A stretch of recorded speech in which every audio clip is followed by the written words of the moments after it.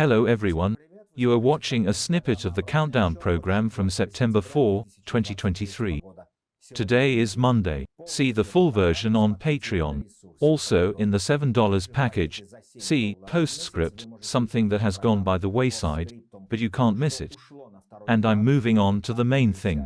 Erdogan is meeting with Putin today. The last time he flew to Sochi was more than a year ago, on August 5, 2022.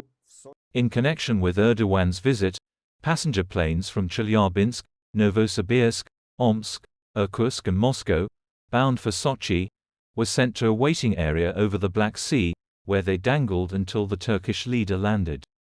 Monarchies are not proud. They will wait, hovering between heaven and earth. And in the boyish media, an intimate, breathy atmosphere reigns. Turkish media praise Erdogan, and Russian propagandists mold Putin into a figure of a dwarf god. Everything is in the hands of the bald man. It is to him, like a mountain, Mohammed Erdogan goes, and the bald man condescendingly accepts him. According to the serfs, it is Putin who will weigh and decide whether to return to the grain deal or send the Turkish Sultan to hell. But Turkish journalists ecstatically moan in their own way. President Erdogan is the only person who can meet with both Zelensky and Putin and solve the problem of the grain corridor. Ankara approaches the grain corridor with caution, but with hope, they exclaim, adding, "The attention of the world is on this meeting. Hopes for an agreement on a grain corridor have been revived." End of quote. Bloomberg has no illusions that a flurry of Russian drone strikes on Ukrainian port facilities has set a grim tone ahead of the talks.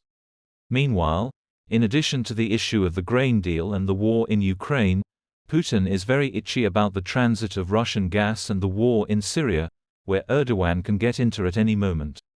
By the way, Roman Abramovich has already rushed to Sochi and will take part in the expanded meeting. It looks like he is being dressed up as a dove of peace, because he once negotiated with Kiev. True, not entirely successful.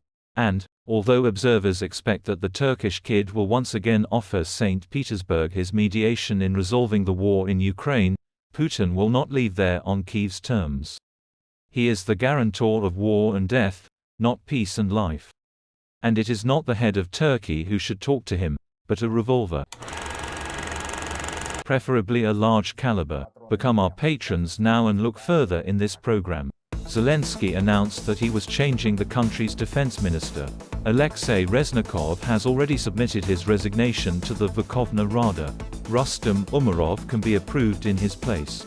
Crimean Tatar by nationality. The pattern about Nazism in Ukraine is bursting at the seams again. Xi Jinping decided to ignore the summit in India, which will be held from 7 to 10 September.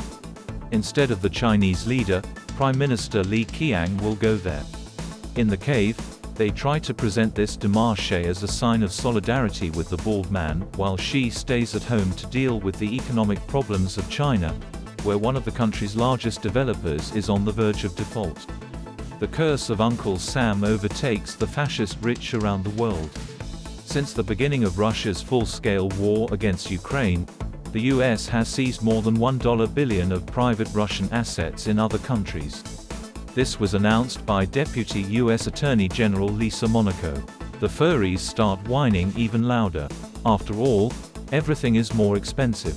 In the Tomsk region, bread producers announced plans to raise prices for their products by up to 20% in September. The Public Opinion Foundation presented the results of the latest measurements of woolen moods in the cave. In the event of a black swan, or an unpopular decision by the authorities, public sentiment can change dramatically in the direction of increased anxiety and social discontent. That is, changing shoes in the air will happen massively and at lightning speed. From the image of a predator, the furry can instantly transform into a dove of peace. He really thinks that if he shaves and rolls himself in feathers, then everyone will believe him, understand and forgive him. And plaster is already falling off the imperial facade. The old propagandist Garbuzov wrote a seditious text, after which he was removed from the post of director of the Institute for the USA and Canada. About all this, see the stories in the program Postscript. And it's all The most important thing is on Patreon. Subscribe and watch our programs in full. And thank you for choosing Sotnik TV. Hugs to all. See you on Thursday. Glory to Ukraine.